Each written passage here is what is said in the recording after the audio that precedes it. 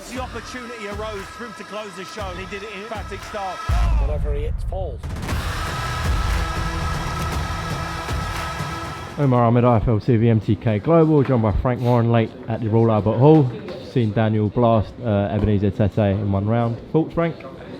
Thoughts, it was textbook, fantastic jab and combinations he put together and sent a message out to everybody, what he's all about. And what he's all about is absolute class and quality. British and Commonwealth title holder now. Where does he go from here, Frank? Onwards and upwards. I mean, we're going to look. He'll be out a game before the end of the year. Another fight we'll get on, and then we're just going to look to improve every time with opponents. Having said that, he catches someone, they're going to go. He's got that power, and he showed it again tonight. That fella wanted to fight. He came to fight. He didn't come to sit on the floor. I watched it back. He got hit with really good shots, good combinations. He needs something else.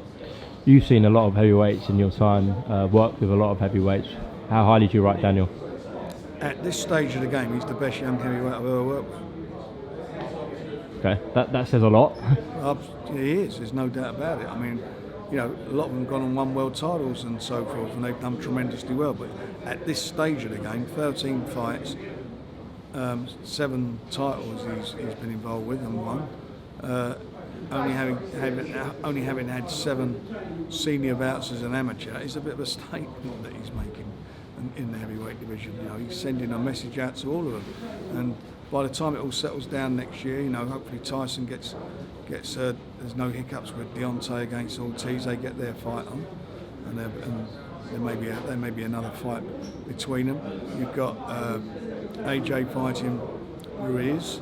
So by the time they all sort themselves out, he's going to be the guy who's I think he'll be in a number 1 spot. Or he fights Joe Joyce and we'll find out who's the best out of those two. I was going to come on to that, Frank. Sam's been making a bit of noise on Twitter, the fact that if you pay the right price for that fight, they're happy to take it. Well, I'm quite sure they would be. It's very easy to make that fight, isn't it? The right price is that they just work on percentages, and if it delivers what we all think it's going to deliver, everybody will do well out of it. It's, more importantly, the fighters will do well out of it. But we'll see. At the moment, the EBU, the Europeans, have ordered that Joe's got to fight Mario Huck. That's no given either. It's a tough fight, but that's what they put out, and we'll see where we go. There. But there are other guys there. The Chisoras, the David Prices, all those fellas there. We made them offers. What have they said about that? We know obviously Derek's tied up with a fight with Joseph Parker for the minute. We made him the offer before he was tied up with those fights. I don't know who's going to win that fight, have him and Parker. But whoever wins, those offers are there for our man. He's got no fear of fighting any of them. None at all. He needs, he'll keep learning. He needs a bit more experience. But every time I look at him, he's more and more. He's so confident, so composed. He's got a fantastic jab. He's got fast hands, and he's got power in both hands.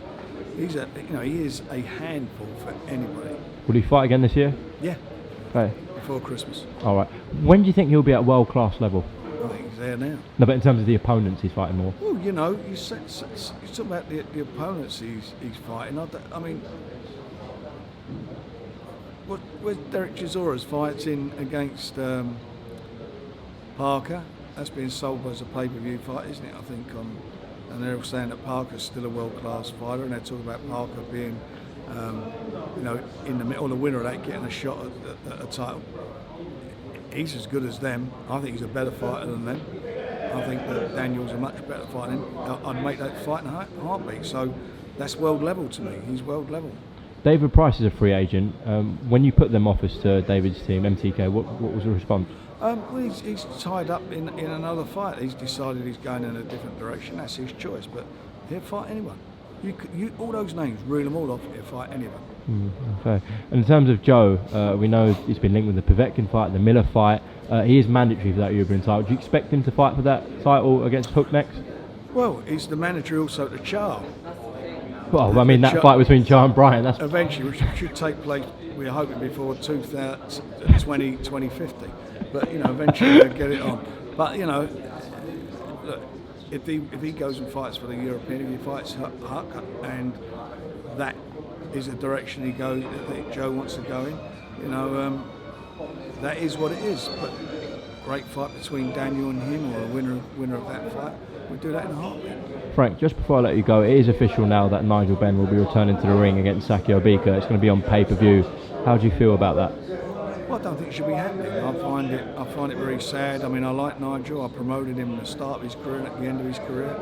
I remember at the end of his career he said, "I'm not getting my brains punched out for anyone just to get, for a crowd. You've got to pay me enough money." He shouldn't be doing it at the age of 55. And anybody who's around him encouraging him to do it shouldn't need to look at themselves in the mirror. It's very sad that it's happening, and I don't know what the reason is what he's doing it. I don't know if he's doing it because there's this urge inside him, or that it's financial, whatever it is.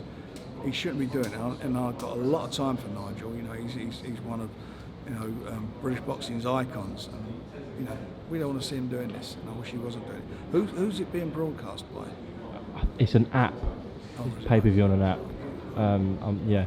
Just before, actually, Archie Sharp, what a knockout, came out of nowhere. Well, I'll tell you what a year he's had, hasn't he? Since Incredible. October. I mean, it is a year, isn't it? You think Leon what he's Woodstock. done, yeah.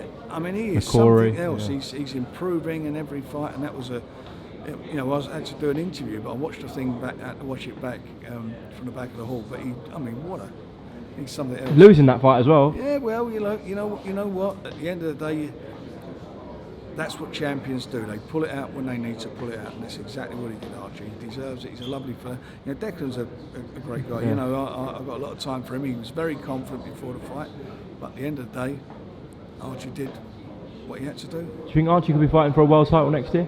Yeah. Well, there's a couple of British fights. Sam there. Bowen. There's some great fights to be made between Zelfa them. Barrett. But at the end of the day, he's improving with every fight. He's stepping up every fight. He's a lovely lad. I love promoting him. He's a good bloke, and I'm absolutely pleased for him. And we're going to get him out again probably before Christmas. All right, Frank Warren, thank you very much for your time at the Royal Albert Hall. Pleasure, my son. And we'll see you soon. Cheers.